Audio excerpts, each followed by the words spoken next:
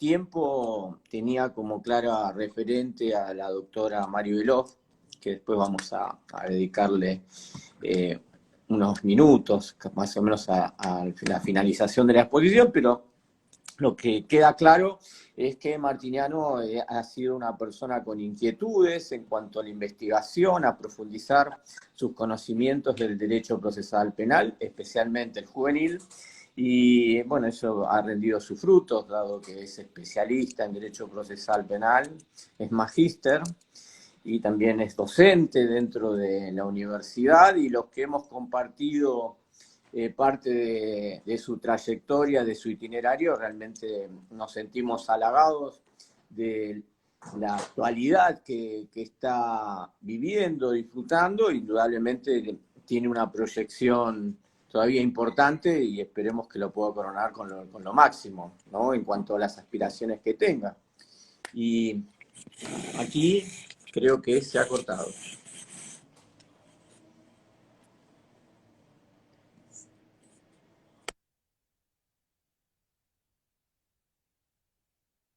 Que regresaron. Y la temática de hoy es el derecho procesal penal juvenil, la visión que se tiene en su evolución, que nos marca tanto el proceso penal de nación como el proceso penal juvenil de la Ciudad Autónoma de Buenos Aires.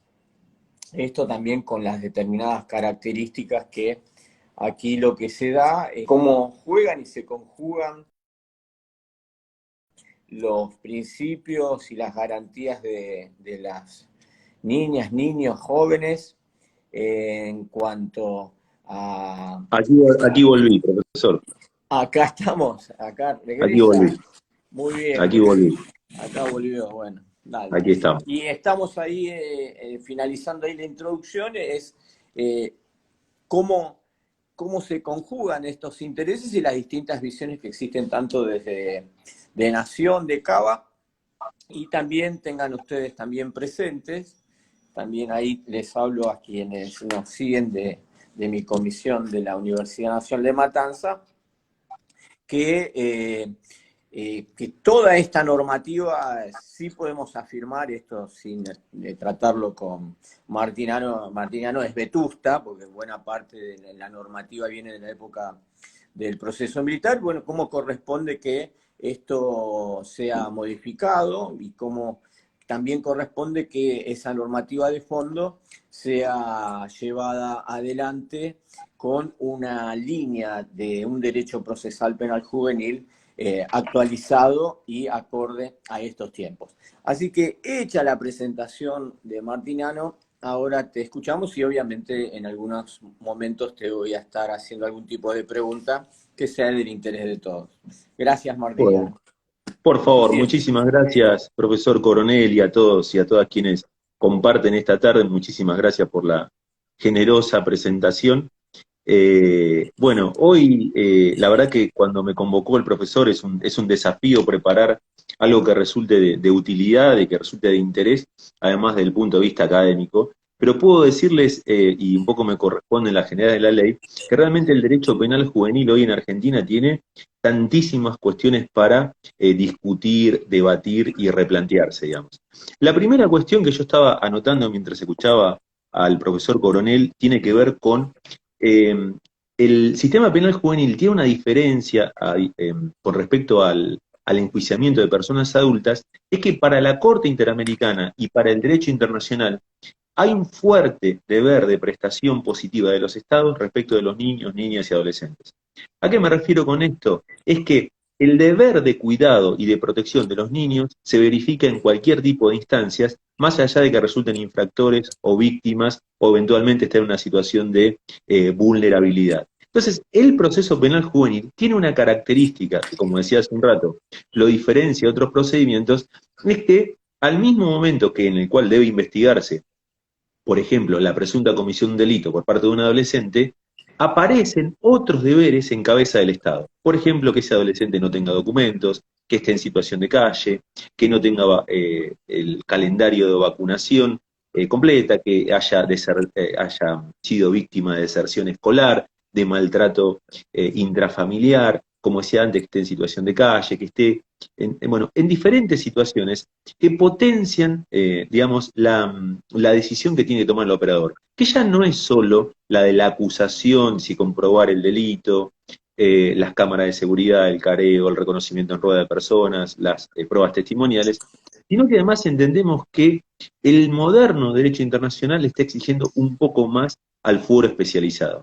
Y ese poco más tendrá que ver con, y esto difiere mucho en el derecho público provincial, no es lo mismo la Ciudad de Buenos Aires que la provincia de Buenos Aires, que Córdoba, que Mendoza, que Salta, que Neuquén.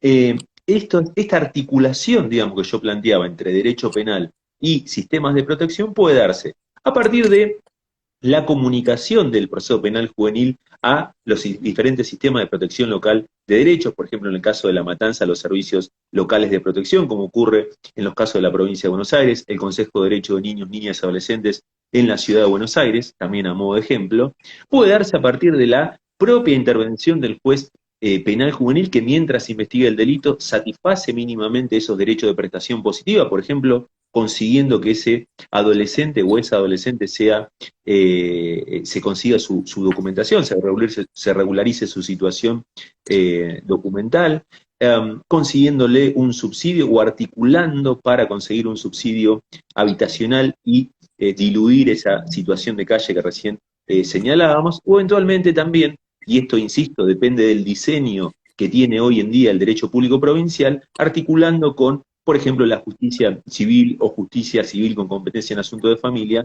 para lograr alguna medida de las que prevé la ley de protección para integrar esta cuestión. Hoy en día tenemos que tener presente que lograr este equilibrio, digamos, imaginen como una especie de sub y baja, digamos, ¿no? Si nosotros lo pondríamos en un extremo, solo tendríamos justicia penal. Y solo justicia penal, tal cual como la conocemos nosotros, sería, y permítame la expresión, sería un penalito. Porque vamos a hablar de un proceso penal en miniatura, que solamente disminuye los plazos y que no tiene otra matriz diferente. El derecho internacional hoy en día exige, ya hace muchos años, pero si queremos referenciarlos en la última observación general del Comité de Derecho al Niño, la observación general 24, que sugiero la lectura por algo que voy a desarrollar en un rato, ahí van a ver que queda muy claro que quien tiene que intervenir en una cuestión penal también debe hacerse cargo de este tipo de cuestiones que yo hablaba recién. Es decir, buscar el equilibrio entre la investigación del delito y el cuidado o la protección especial, como dice la Corte Interamericana de Derechos Humanos, respecto cuando tiene que interpretar el artículo 19 precisamente de la Convención Americana. Recuerden ustedes un concepto que para mí es muy importante y que en materia de niños juega mucho, digamos, al momento de tener que estudiar, tener que decidir, tener que plantear una cuestión, que es el concepto de corpus juris, o cuerpo jurídico. La Corte Interamericana utiliza por primera vez en un caso contencioso el concepto de corpus juris en un caso que se llama Villagrán Morales. En ese caso, Villagrán Morales, en el párrafo 194, la Corte dice, miren, para entender el contenido, la densidad, la profundidad que le voy a dar al artículo 19 de la Convención Americana, artículo 19 igual derecho de los niños, debo recurrir a un amplio entramado normativo, que va a estar integrado por convenciones, pactos, tratados, y también del soft law, reglas, directrices, declaraciones, sentencias de la propia Corte, etc. ¿Por qué este concepto de corpus juris es importante? Porque si bien el primer caso tiene que ver con nuestra tarde de hoy, con nuestra actividad, digamos, de derechos de los niños, también la Corte lo empezó a utilizar ahora con mucha mayor frecuencia para migrantes, violencia contra las mujeres, personas en situación de privación de libertad, niñas y niñas víctimas de delitos, personas con discapacidad, salud mental, etc. Es decir, es un concepto fuertísimo para quien tiene que argumentar por qué alguna norma del soft law tiene una fuerza complementaria al propio tratado regional. Ese sería el primer punto que a mí me interesa mucho marcar. No es lo mismo ser operador de la justicia juvenil que ser operador de la justicia penal, digamos. Y acá donde viene el problema es que si ustedes ven lo que está ocurriendo, quizás en toda Argentina, van a ver que hay un acercamiento muy notable de los procesos penales juveniles a los procesos de adultos. Esto digamos, tiene, o podríamos tener una explicación que tiene que ver con que a medida que las legislaciones provinciales fueron modificando sus códigos procesales penales para adultos y pasando de inquisitivos o mixtos a acusatorios, esto tuvo su coletazo en el proceso penal juvenil. Y hoy en día, cuando vemos las últimas leyes en Argentina, con diferentes matices, digamos, estamos hablando de, este es un trabajo interesante para hacer, ver las últimas leyes del derecho público comparado provincial. Por ejemplo, Chaco, por ejemplo, Salta, por ejemplo, Tucumán, Tucumán, sí, también parte de Tucumán, y La Pampa. Entonces, lo que uno puede ver es que, y lo que se está discutiendo en este momento en Santa Fe, también el anteproyecto del Código Procesal Penal Juvenil, ¿qué es lo que uno puede ver ahí? Es claramente un acercamiento, diría la expresión sería un trasplante de las instituciones que se utilizan en el proceso penal de adultos al proceso penal juvenil, sin más, digamos. Por ejemplo, el caso más claro en el cual se produce esta situación, y seguramente quienes compartan este conversatorio podrán darnos dar fe de esta cuestión, de situaciones que se resuelven por juicio abreviado en Argentina y que involucran a adolescentes. Estamos hablando de porcentajes en la justicia nacional y federal superiores al 90%. En provincia de Buenos Aires, si bien es un diseño de sistema de juicio abreviado diferente al nacional y federal, es un porcentaje muy alto también, y esto se repite en el resto de las provincias. Entonces, aprovechando la cordialidad del profesor, yo diría, mire, profesor, tendría que usted solamente enseñar de aquí en adelante solamente en su curso de proceso penal, solamente dos cuestiones: la flagrancia y el juicio abreviado. Porque el sistema en general se ha vuelto flagranto dependiente y al momento del juicio, el juicio ya es una excepción, digamos, al juicio oral. Diría que casi, entre comillas, la regla es el juicio abreviado. Entonces, esa lógica de funcionamiento también se exportó o se implantó en la justicia juvenil. Entonces tenemos un doble desafío. Digo, flagrancia, juicio abreviado, también algunos matices de suspensión de juicio a prueba, y especialmente, aprovechando el día de hoy, la última situación que tenemos es juicio por jurados en el proceso penal adolescente, que es un tema que en la provincia de Buenos Aires se está discutiendo mucho. Hay un caso en la sala, actualmente a decisión de la Sala Quinta del Tribunal de Casación de la provincia de Buenos Aires, en el cual habría un acuerdo, o hay un acuerdo entre las partes, para que los adolescentes pudieran optar por el juicio abreviado, por lo menos al momento de declaración de responsabilidad penal, supuesto que ya vimos hace 15 días en la provincia de Entre Ríos. Desde nuestra postura, y esto por supuesto es una posición fundada, nosotros entendemos que el juicio por jurados es contrario a todo este corpus iuris que yo antes les mencionaba. La idea de participación popular en las decisiones de culpabilidad o de inocencia que involucran a un adolescente no están previstos. Y aquí alguien que nos escucha puede decir, pero escúcheme, yo todo el tiempo me dicen que los niños tienen los mismos derechos que los adultos más un plus. Bueno, ahí hay algo que yo haría un ajuste. Diría, sí es cierto, siempre se dice esto. Ahora, lo que diría es, mire, los niños y adultos no son iguales más un plus, sino que los niños son diferentes a los adultos. Y el problema que nosotros estamos teniendo en la justicia juvenil es que estamos adultificando a los adolescentes. De hecho, para quienes el profesor mencionaba la compleja normativa que tenemos a nivel federal y nacional, el Código Ley 27063, por ejemplo, que se está aplicando en la jurisdicción federal de Salta en su totalidad, provincia de Salta y Jujuy, y en el resto del país con algunos dispositivos, por ejemplo, es un código procesal, que es la última decisión del legislador federal, es un código procesal que no regula el juicio de menores, que sí lo tiene el Código Ley 23984. Entonces, digo, hay que tener cuidado porque muchas veces nos referimos a la ley de fondo, digamos. ¿Qué cosas podemos cambiar de la ley de fondo? Y por supuesto que podemos, en un debate democrático, respetuoso, ver qué cuestiones pueden mejorarse de la ley de fondo. Ahora, no olvidemos, como señala el profesor en nuestras charlas y nuestras discusiones tomando un café, que lo que toca al cuerpo de la persona, en este caso a los imputados y los imputados, es el derecho procesal. Entonces, pongamos el foco en lo que está ocurriendo en el derecho procesal en Argentina, digamos. Digo, flagrancia, suspensión de juicio a prueba, con matices, pero creo que esto es una de las cuestiones más compatibles con el derecho internacional en términos de judicialización. Pero juicio abreviado y juicio por jurados, yo creo que ahí ya entramos en un terreno, permítame la expresión, más resbaladizo, digamos. Entonces, digo, hay muchísimas cuestiones para discutir en justicia juvenil hoy, para replantear y para reflexionar. Hay una riqueza conceptual, por ejemplo, en cuanto a las pautas de restricción de la libertad. Vamos a aplicar los mismos criterios de fuga o entorpecimiento de la investigación que las personas adultas. Debe ser de acuerdo al tipo del monto al monto de pena del delito en expectativa. Debe ser conforme. Hay delitos que siempre deben de reconocerse la libertad. Es decir, hay muchas complejidades, digamos, que rodean hoy en día al proceso penal juvenil y que son riquísimas, digamos, son muy nutritivas para la reflexión y el pensamiento académico.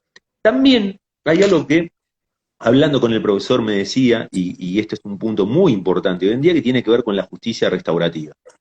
Si nosotros hiciéramos un señalamiento acerca del proceso del Comité de Derechos del Niño, digamos, en la Observación General 10 del 2017, a la Observación General 24 del 2019, que serían las dos sobre justicia juvenil, la 24 deroga la Observación General 10, lo que vemos muy claramente es una idea del Comité de Derechos del Niño de que la justicia restaurativa sea la primera salida al conflicto penal juvenil, digamos. Es decir, en el 2007 teníamos las fórmulas de salida del proceso penal, como por ejemplo la remisión del caso, que es la regla 11 de la regla de Beijing. Ahora, lo que tenemos es, antes de una decisión judicial, una decisión también jurisdiccional, pero mucho más acotada en el tiempo, mucho más rápida, mucho más concreta, que tiene que ver con la salida del conflicto del sistema judicial penal. Y esto, por supuesto, es un tema especialmente aplicable a la justicia juvenil. También en esto puede hacerse, no sería precisamente esa relación, digamos, no es tan directa, pero piensen ustedes en la conciliación y reparación del daño que prevé el artículo 59, inciso sexto del Código Penal. Bueno, esta es la idea que hoy podríamos ver en las nuevas normas procesales. Estoy hablando en lo que tiene que ver con niños, normas procesales que incorporan la justicia restaurativa como primera forma de salida. Ahora, lo que nosotros tenemos que tener en cuenta, me parece, también es una cuestión al inicio, que es, podemos tener un mecanismo de justicia restaurativa que es muy valioso, pero también lo que podemos tener es un enfoque restaurativo para cualquier instituto procesal a lo largo de ese procedimiento que se va a desarrollar en contra de un niño o de una niña que presuntamente infringió la ley penal. ¿Por qué digo esta mirada restaurativa? Que me parece más general que el solo limitarlo a la implementación de un mecanismo de justicia restaurativa al inicio del proceso. Es decir, aquí debiera tenerse en cuenta muy notablemente la participación de la víctima, la salida rápida del sistema de justicia penal, y hay un elemento que a mí siempre me genera una reflexión, digamos, ¿no? Que tiene que ver con la participación comunitaria, digamos, en este triángulo que podríamos armar, un triángulo equivalente, digamos, entre víctima, victimario. El tercer punto es la comunidad, digamos. Entonces, yo creo que parte de la cuestión es que cada vez más son los operadores judiciales, la comunidad académica, que están interesados y son proclives a utilizar sistemas de justicia restaurativa. Ahora, ahí debiéramos decir también que ya no es opcional la justicia restaurativa. La justicia restaurativa es la primera salida que el derecho internacional manda cuando se trata de niños y niñas que han cometido delitos. Eso por un lado. Ahora, dicho esto, lo que nosotros tenemos que hacer también es convencer al resto de la comunidad jurídica y a la comunidad en su completa que la manera de que efectivamente este procedimiento funcione es con un involucramiento. Y también en esto tenemos que tener en cuenta que es necesario cierta reformulación de la ingeniería administrativa, como señala siempre la profesora Beloff, que le dé sustento realmente a estos programas. Ella utiliza una comparación que es, por supuesto, es una hipérbole, digamos, la idea de que el único programa estable, concreto, siempre presente, y que nunca les va a decir que no tiene lugar, que no tiene recursos, que llamen mañana, es el dispositivo cerrado. Entonces, esa lógica de dispositivo cerrado, siempre abierto, siempre con recursos, hay que cambiarla y que la idea de programa de justicia restaurativa sea algo más firme, más concreto, más sólido, que no sea etéreo, digamos. La idea de programa remite a algo etéreo. El instituto está ahí y va a estar ahí hace 100 años que está ahí, el dispositivo cerrado de privación de la libertad. Entonces me parece que en esta idea tenemos que no solo hablarnos entre nosotros y no solo convencernos, sino cumplir con el mandato legal, sino además también involucrar a la comunidad de que ciertos conflictos, determinadas cuestiones, hoy en día es mejor para el futuro de la comunidad, para los niveles de violencia y para, por supuesto, para la propia vida de los adolescentes, que puedan resolverse mediante este tipo de procedimientos. Obviamente que también, profesor Coronel, aquí yo creo que hay que dar un debate en Argentina respecto de qué hablamos cuando hablamos de justicia restaurativa, que me parece que a veces se pierde un poco el marco en materia de infancia. Yo mencioné la remisión, pero podríamos mencionar también la conciliación, la mediación, ciertos supuestos de suspensión de juicio a prueba que no quedan ahí como. Entonces, como que justicia restaurativa en América Latina, como también enseña la profesora Bloch, es una especie de paraguas, digamos, sobre las cuales se involucran o se incorporan toda una serie de salidas alternas al proceso penal juvenil tradicional. Bueno, diría que la nota saliente que diferencia la justicia restaurativa de la conciliación, de la mediación, y si quieren, de alguna forma, de suspensión del juicio de prueba, tiene que ver con la participación comunitaria, digamos, con la activa participación comunitaria. Y después, por supuesto, ahí necesitamos tener, como decía recién, esta ingeniería administrativa, que sean círculos de paz, asambleas comunitarias, facilitadores. También ver la relevancia que van teniendo distintas experiencias en la provincia de Buenos Aires, en otras provincias también, en este caso estamos en La Matanza, lo que está ocurriendo en Loma de Zamora, lo que ocurrió en Mercedes, es decir, esta mirada, como yo decía, transversal a todo el proceso de enfoque restaurativo, que no solo sea una mirada al inicio del conflicto, sino también, y miren qué interesante esto, ¿no? La justicia restaurativa post-condena. O sea, que hubiera una forma de sanación, o como dicen los expertos en justicia restaurativa, una creación de cumplimiento de la cultura de la paz, incluso luego de la condena. Porque eso va a tener un efecto simbólico, y yo comparto esta mirada, un enfoque simbólico mucho más fuerte que el mero cumplimiento de la sanción, digamos, ¿no? Eventualmente, hasta incluso de las sanciones privativas de libertad. Pues este es un terreno muy rico, muy fecundo para recorrer, y que también esto, digamos, como ocurre en muchas cuestiones vinculadas con el derecho, y esto es la riqueza que nos da poder expresar. No sé, que no va a haber un manual único o una forma única de abordar un conflicto, porque van a tener que ahí contextualizarlo demográficamente, culturalmente, el tipo de delito, cuántas raíces comunitarias hay, cuántas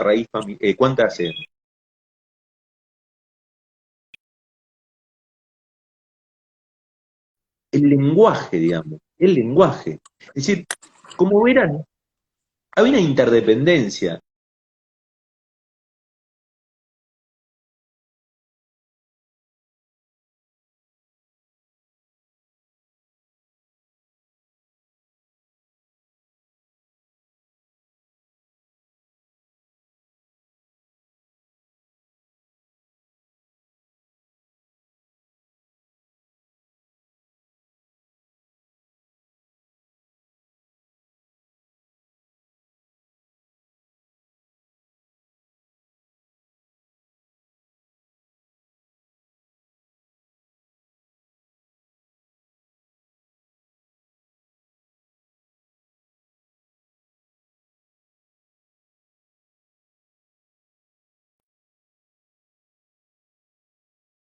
Y esto es, piénsenlo también para la justicia penal de adultos, ¿no? Evitar latinazgos, expresiones de difícil comprensión, y que cualquier decisión judicial que se tome debe ser explicada por quienes participan en ese procedimiento en un lenguaje que el adolescente o la adolescente puedan comprender. Esto, hoy en día, miren hasta qué punto el derecho internacional lo visibiliza y lo toma en serio, que también, digamos, hay dos elementos vinculados con esta cuestión que tiene que ver con la indumentaria, por esta idea de las pelucas o las togas que se utilizan en algunas experiencias del derecho comparado para los jueces, digamos, los magistrados con su vestimenta. Alejarse de eso, el derecho internacional indica, y la otra cuestión tiene que ver con el ámbito donde se desarrollan las audiencias, que el ambiente no sea intimidante u hostil. Miren cómo de la justicia restaurativa pasamos al lenguaje, pasamos a la vestimenta de los operadores, también pasamos a los ámbitos donde se van a realizar este tipo de actuaciones. Esto también estos elementos que recién mencionaba pueden ser llevados a cualquier proceso penal juvenil, digamos. Y esto cada vez empieza a tomar, digamos, nosotros tenemos que tomar una definición, digamos. ¿Qué sería en este sentido? Queremos tener justicia juvenil real, concreta, conforme a los principios y reglas del derecho internacional, o queremos decir que tenemos juzgados de menores para que se juzgan a personas adultas o que son juzgados multifueros. Bueno, eso es lo que la Convención sobre Derecho del Niño menciona ya con una claridad contemporánea, lo menciona, lo denomina principio de especialidad, digamos.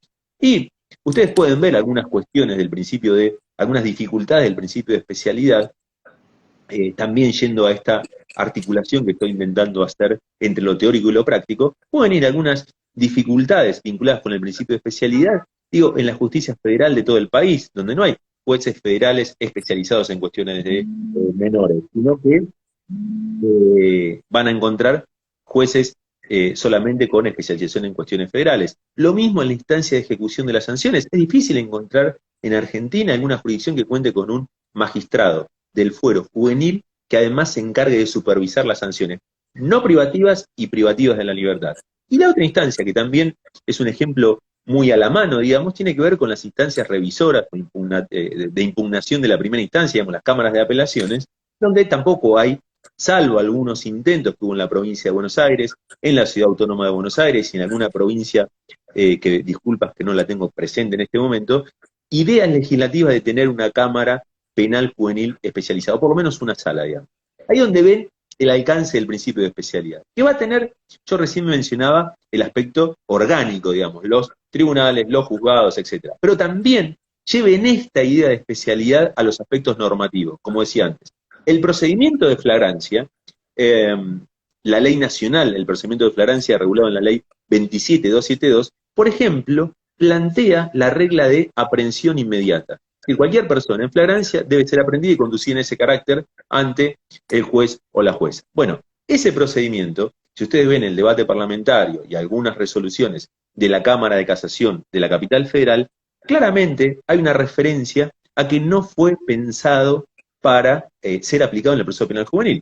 Sin embargo, tenemos un caso actualmente a espera de la decisión de la Corte Suprema de Justicia de la Nación, donde el dictamen de la Procuración General de la Nación es favorable a la aplicación del procedimiento de flagrancia en el proceso penal juvenil. Digo, es un caso, después, por supuesto, cualquier información que menciono se la haré llegar al profesor Coronel. Este tema es interesante, digamos, porque de acuerdo a cómo la Corte resuelva esta cuestión, o lo que diga, si quieren, hasta incluso en forma de obiter dictum, así como al pasar, puede tener impacto sobre otras situaciones del proceso penal juvenil, como decía recién, especialmente lo que más nos resulta relevante en este año, la aplicación del procedimiento de jurados, digo, insisto, solo al momento de declarar la responsabilidad penal del adolescente. Si ese veredicto de culpabilidad también requiere especialidad o simplemente puede ser dejada en manos de ciudadanos legos, digamos, ¿no? Y esto no implica ninguna cuestión que tenga que ver con el acceso de la sociedad al sistema de justicia, de participación política, de pública, sino si hay compatibilidad entre lo que el derecho internacional pide y la regulación de este procedimiento. Recuerden ustedes que incluso en Estados Unidos no se aplica casi en ningún estado el juicio por prueba para adolescentes. Entonces me parece que ese es un tema importante para tener en cuenta. Digo, en síntesis de lo que recién acaba de decir, una compatibilización necesaria en el proceso penal juvenil entre los derechos de defensa que tendría cualquier imputado en un proceso penal con los derechos de prestación estatal. Un niño requiere un nivel de protección especial, como dice la Convención Americana de Derechos Humanos en su artículo 19, muy específico. Esté en cualquier situación, esté en situación de desprotección de derechos, haya sido imputado o imputada por la comisión de delito o haya resultado víctima de un delito. En cualquiera de esos escenarios se activa la protección especial, que por supuesto va a tener una complejidad mayor porque además se lo acusa de haber cometido, en este caso, como decíamos recién, un delito. Ese es el primer punto. La tensión que hay en este proceso, la necesidad de satisfacer al mismo tiempo que, hasta diría una cosa más, y perdónenme si soy un poco desordenado para que siento que el tiempo me corre un poco, pero un tema que es muy interesante analizar, especialmente en el caso de la provincia de Buenos Aires. No ha habido por ahora, tanto debate jurisprudencial en la justicia nacional o en la justicia federal, que lo tenga presente en este momento, pero sí en la provincia respecto de las reformas legislativas que hubieron como consecuencia de la sanción de la ley de víctimas.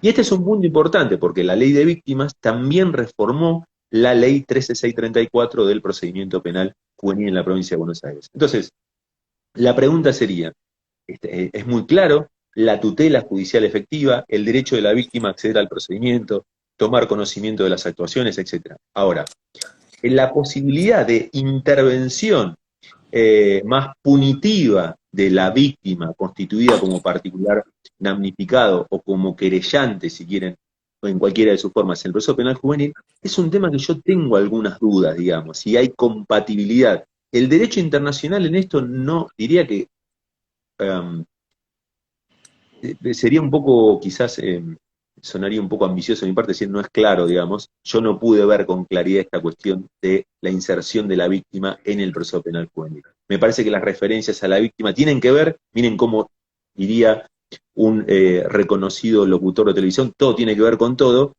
cómo volvemos al principio de la tarde de hoy, donde sí hay un activo reconocimiento de la víctima en el proceso penal juvenil, justamente justicia restaurativa. Justicia restaurativa, como decíamos antes. No las pretensiones punitivas, no el tratamiento de la pretensión punitiva de la víctima de la querella. Por supuesto que todos vamos a estar de acuerdo con el reconocimiento, con el nuevo rol de la víctima, con el empoderamiento. Ahora hay que tener también un poco de cuidado, digamos, y movernos siempre dentro de determinados marcos, digamos. Preguntarnos, ¿el derecho internacional es compatible con una víctima que, por ejemplo, interviene durante el proceso de ejecución de las sanciones penales? ¿Sí? No. La víctima, por ejemplo, ¿es razonable o debiera intervenir en fijar las condiciones de la suspensión del juicio de prueba? ¿Sí o no? Una cosa es que sea escuchada. El caso más complejo, que ahora también lo digo, el caso más complejo, ¿saben cuándo es? Cuando se trata, y esto es muy, muy complejo, y cual prefiero obviar alguna respuesta porque tengo que seguir estudiándolo, que tiene que ver ahí. Víctima, escuchen esto, víctima menor de edad y victimario menor de edad. Porque ahí lo que vamos a tener en pugna son justamente dos corpus iuris o dos cuerpos de protección. El del niño víctima o la niña víctima y el del niño o niña infractor, digamos. Y hay una colisión que requiere una precisión quirúrgica en el caso a caso para resolver esa tensión entre dos cuerpos jurídicos que han sido reconocidos por la Corte Interamericana de Derechos Humanos. Digo, teniendo una línea básica para quienes nos acompañan hoy, yo mencionaba el caso Villagrán Morales con Guatemala, y si quieren también el caso Panchito López con Paraguay, se lo conoce como caso Panchito López, ¿no? Con Paraguay. Digamos, ahí está la línea de la Corte Interamericana de Derechos Humanos respecto de infractores. Y respecto de víctimas, que lo menciono, digo, daría motivo para otra amable conversación con él. El caso Rosendo Cantú con México respecto de niñas y niños víctimas de delito y el deber reforzado de diligencia que tiene el Estado al momento de investigar estos delitos y el abordaje integral de la víctima. Un caso que es BPC con Nicaragua, BPC y BPC con Nicaragua con B corta, y el último, Guzmán Albarracín con Ecuador.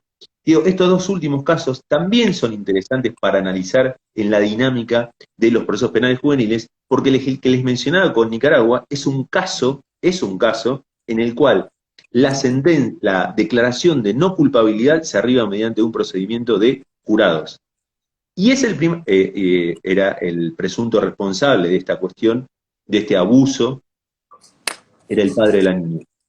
La segunda cuestión, importantísima, es el primer caso de la Corte Interamericana en el cual se resuelve, o llega a instancias de la Corte Interamericana, un caso de abuso sexual intrafamiliar, digamos.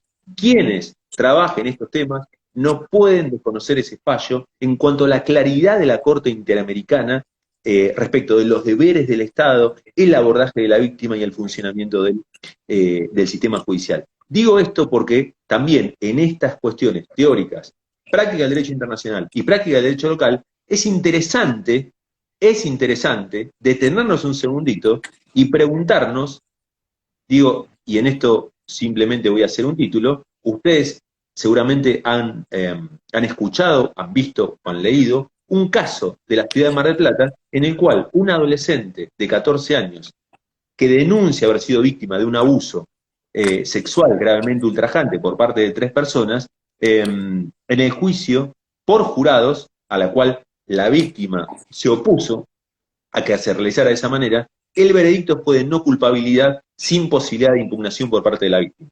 Entonces, miren cómo, de una cuestión teórica, Corte Interamericana, caso real y concreto que está llevándose adelante, sustanciándose en este momento. Y el último caso, este que yo decía, Vidal Albarracín con Ecuador, respecto de víctimas también, es muy interesante porque ahí la Corte Interamericana es muy clara respecto de los estereotipos de género que se manejan en algunos estadios o que están flotando al momento de tomar una decisión judicial. El estereotipo de género, el perfil de las víctimas, es muy claro, creo que es muy ilustrativo para quien tiene que litigar o decidir estas cuestiones. Y digo, a ver, son decisiones de la Corte, donde lo que se dice que los estados están obligados a hacer es muy claro, digamos, ¿no? Es muy claro. Entonces, creo que hay una riqueza en el sistema interamericano con estos 3 fallos y con los 2 que le mencioné, especialmente Panchito López, van a ver ahí cosas como el principio de especialidad, la prisión preventiva para adolescentes, el deber reforzado de cuidado, la posición de garante que tiene el Estado respecto de los niños y niñas que están bajo su custodia por la presunta comisión de un delito, en fin.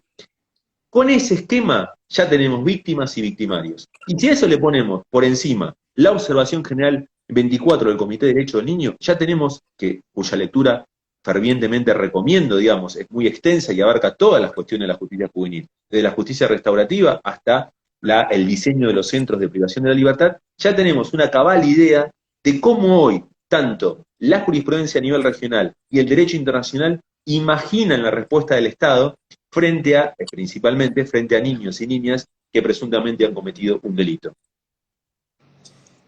Martiniano, luego de esta exposición tan rica, un poco, primero voy a cumplir acá con el amigo Lito Abregú desde Trenquelauquen, te manda un saludo, un abrazo. Gran abrazo, Lito. Muchas gracias. A cumplir para que no se nos pase por algo. Has dado distintas referencias. Bueno, yo voy a ir marcando un poco mi opinión. Nosotros solemos estar de acuerdo en muchos puntos, no en todos.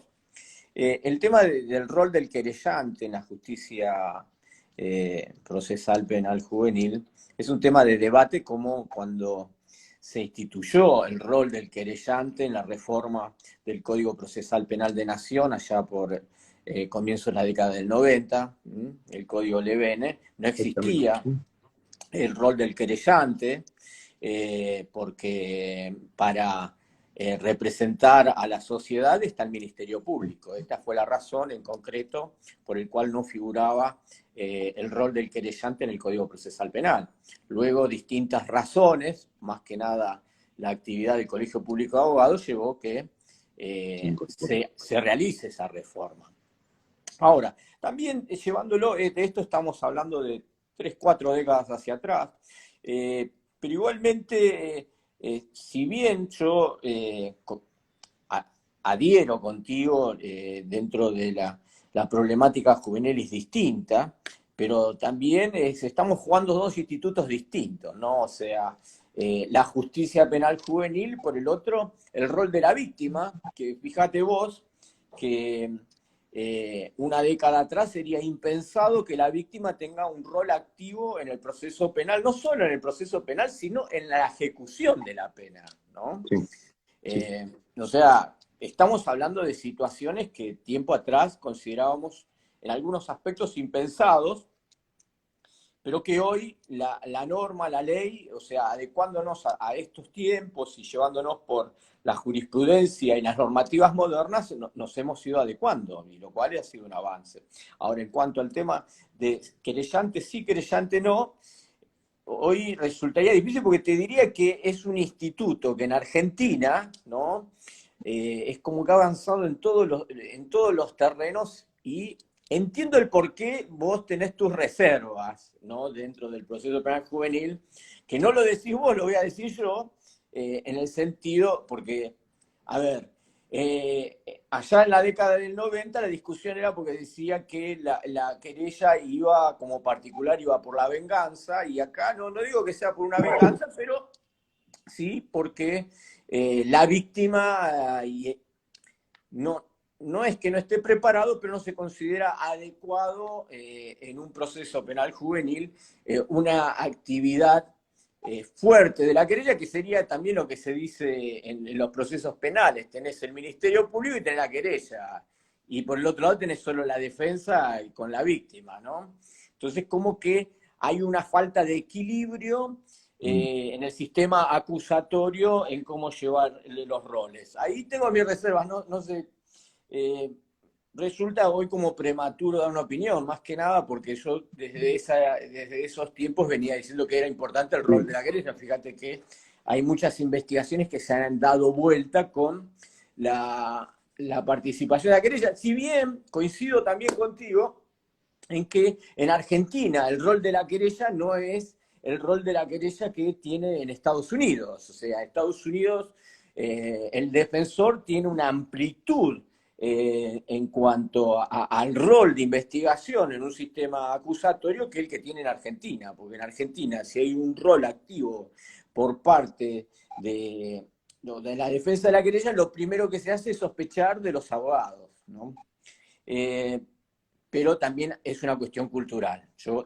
Me lo vas a decir y es una realidad. No, está bien. Yo, perdón, Augusto, ahí solo quería hacer un comentario que es este. Dale. Realmente que es una pregunta para un conversatorio, para un nuevo conversatorio, para una nueva invitación y compartir otra tarde, Eso va a digamos. ocurrir, no dudes. Es que, Sí. a ver, esto también tiene que ver con la matriz que ha tenido la justicia juvenil, digamos, porque, digamos, yo quiero circunscribirlo a este punto, digamos. El proceso penal juvenil tradicionalmente en Argentina, es decir, hasta hace unos 15 años atrás o 20 años atrás, específicamente vedaba la posibilidad de constitución de querellante o particular ramificado. La ley 10.067 de la provincia de Buenos Aires es un ejemplo muy claro de esa veda, digamos.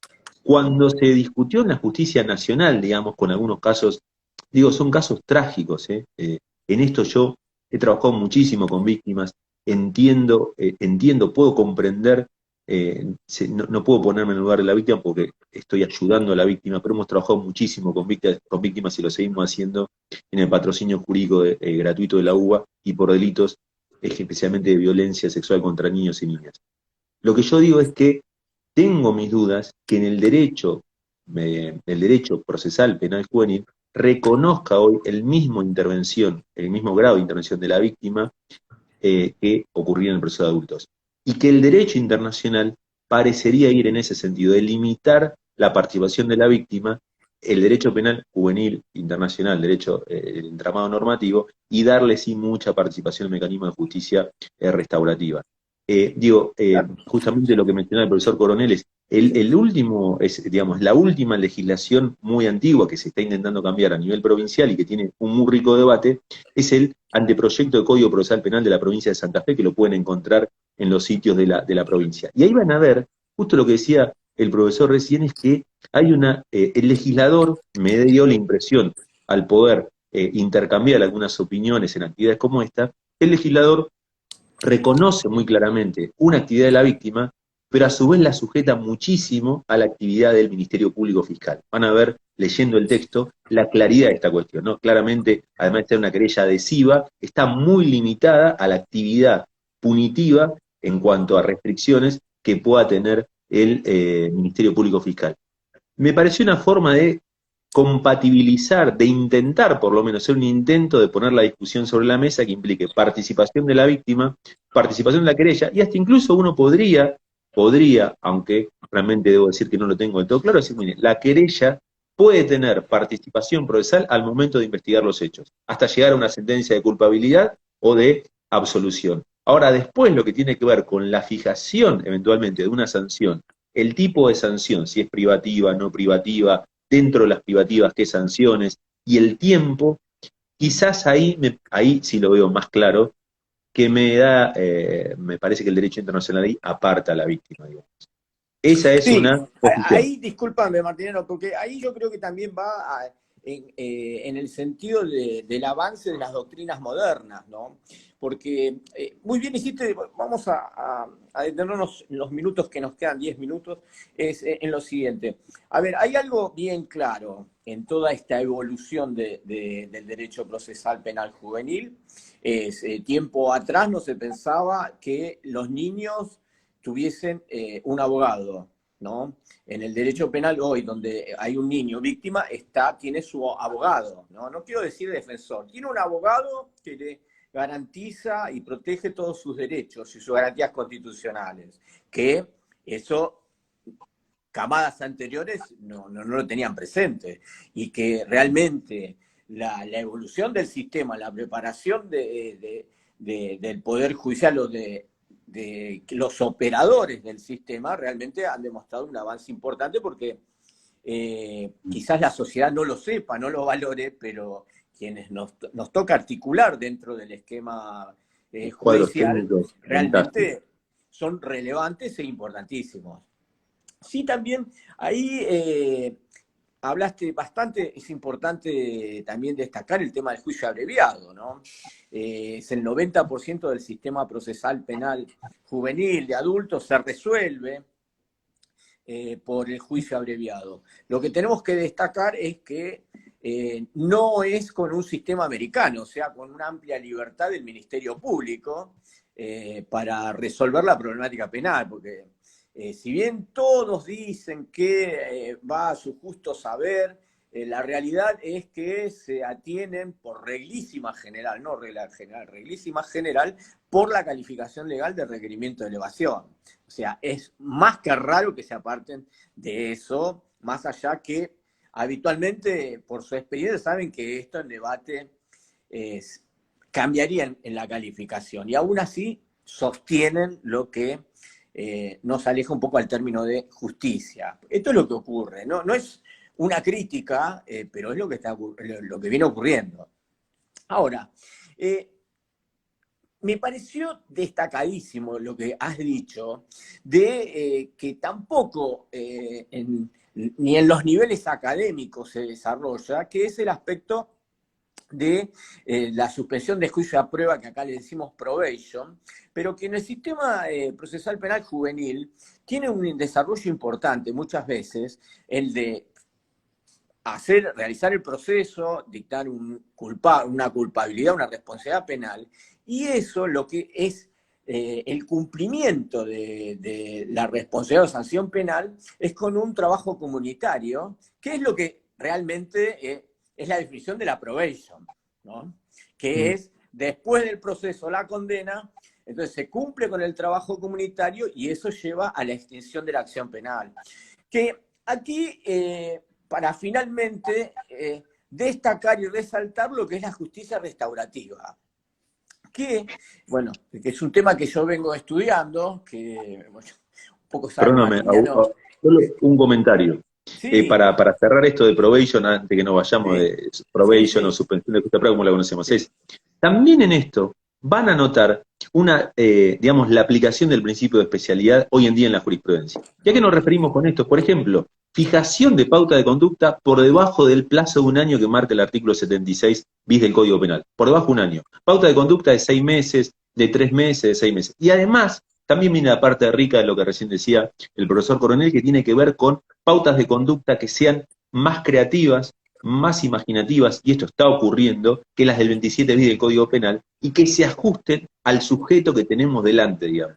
Y como dice otra observación del Comité de Derecho del Niño, es sabiendo en ocasiones el nivel de vulnerabilidad, especialmente lo que tienen los y las adolescentes que están en situación de calle, que las pautas de conducta sean pautas de conducta que puedan ser posibles de ser cumplidas, digamos. Porque si no, la pauta de conducta en el marco de la suspensión de juicio de prueba se vuelve algo de imposible cumplimiento, digamos. Para el doctor Coronel y para mí, que estamos compartiendo la pantalla, nos damos la mano, decidimos la suspensión de juicio a prueba. Ahora, ¿quién sostiene al adolescente? ¿Quién lo acompaña? ¿Quién le carga la tarjeta SUBE para que pueda ir al centro comunitario? ¿Quién, digamos, si aquí hay algo importante, y perdón si me extiendo, es el rol activo de los equipos interdisciplinarios, digamos. A diferencia de otro proceso, de otro diseño de proceso penal, en el juvenil es notoria la amplia participación que deben tener los equipos interdisciplinarios, psicólogos, trabajadores sociales, pedagogos, médicos, etcétera, digamos. Porque son en estos casos los que nos van a permitir calibrar en un decálogo, por ejemplo, de medidas o pautas a cumplir de conducta, cuál es la que efectivamente el adolescente o la adolescente pueden cumplir, por cuánto tiempo, en qué barrio, en qué lugar, cuál es lo mejor en ese caso concreto. Y eso excede al saber jurídico.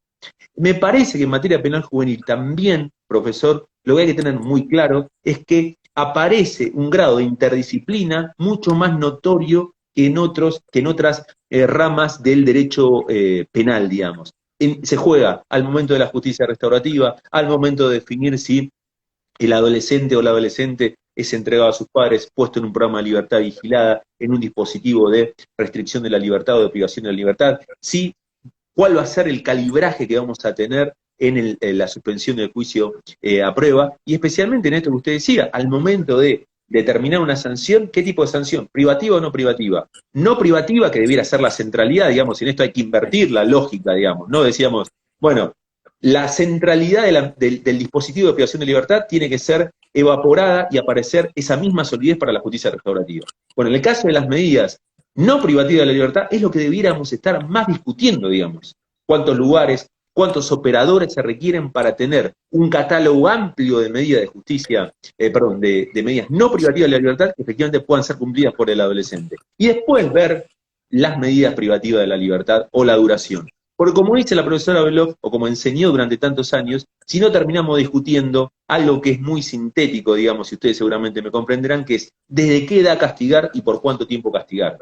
Y el derecho penal juvenil, y lo que exige el comité y el derecho internacional a los países es muchísimo más que eso, muchísimo más. No, está bien, yo coincido plenamente con lo que estás exponiendo. Ahí nos informan que nos quedan 3 minutos.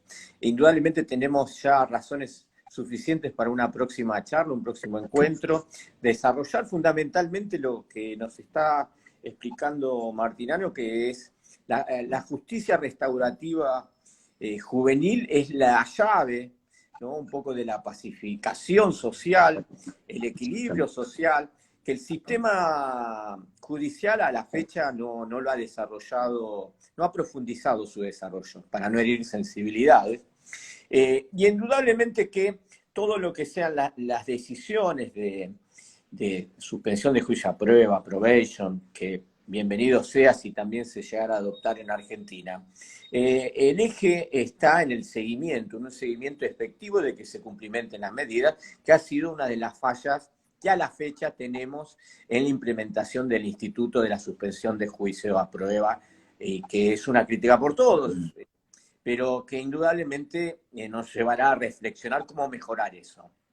Indudablemente, todos los operadores, o sea, los judiciales, operadores judiciales, acá me bandero con Martinano, consideramos que los jóvenes son realmente el eje de las personas que merecen una nueva oportunidad y que es importante implementar todos los sistemas que estén a nuestro alcance y procesalmente puedan llevar a que una justicia restaurativa, víctima, victimario, la comunidad social, los operadores sociales, como bien ha dicho Martiniano, todos los responsables para que sea una cumplimentación efectiva de la medida que se adopte a tal efecto. Lo que sí es, para estos 2 minutos que nos queda, Martiniano, ahí me he enterado que hay un sector judicial que considera que la doctora Mari Beloff amerita ser considerada integrante como ministra de la Corte Suprema. ¿Es así esa información? Sí.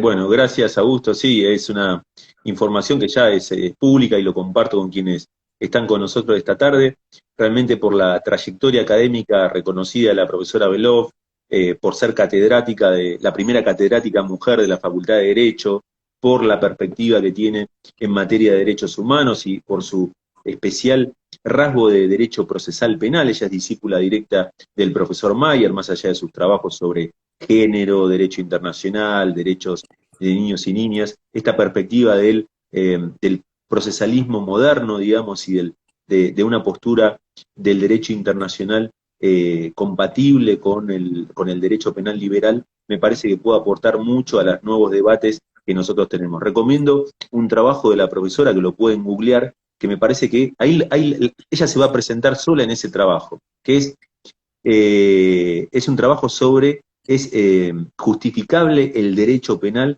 a la luz del derecho internacional, y es una de las pocas discusiones o debates, si no quiero decir la única que hay en este momento en el ámbito jurídico argentino, acerca de la correlación que hay entre el derecho internacional y el derecho penal. Y esto que parece algo muy teórico, recuerden lo que la Corte falló en el caso Góngora, digamos, ¿no? De respecto del derecho internacional y Sí. prevenir, erradicar y sancionar la violencia contra la mujer. Esta relación entre derecho internacional y derecho penal. Así que estamos muy contentos, estamos muy expectantes también, gran parte de la comunidad jurídica, de distintos colegas del país y de la región, y bueno, esperamos seguir avanzando en este proceso, colaborando como se pueda, y gracias, profesor Coronel, por compartir estos minutos también No, para este tema. por favor, Martiniano, ahí nos quedan segundos antes que se corte, es agradecer tu tiempo, seguramente estaremos también embanderados con la doctora Belop, si bien yo no he tenido un trato personal a la fecha, pero desde Ha hace sido mucho alumno tiempo también, ha profesor. sido una luchadora en cuanto al avance del sistema procesal penal moderno. Así que a todos los que hoy nos acompañaron le Muchas gracias. agradecemos haber prestado atención y espero que enriquezca a la sapiencia, la brillante exposición de Martiniano. Seguramente vamos a tener una nueva reunión donde vamos a desarrollar mejor y que quede claro los principios de la justicia restaurativa juvenil, que lo ameritan porque es un tema que poco se habla y se diserta dentro del ámbito académico. Y realmente este ha sido una exposición como nos tiene acostumbrados Martiniano brillante, y él es un sabedor de este tema, nosotros lo seguimos, lo escuchamos y tratamos de implementar varias de sus ideas. Así que Muchísimas realmente yo gracias. siempre admiré la sabiduría de Martiniano Terrandi. Si bien él me dice, Augusto, cuando hay un problema, yo te llamo porque vos sos un estratega para resolver situaciones, pero por eso cada uno Muchas es gracias. lo mejor en distintas resoluciones de problemáticas penales.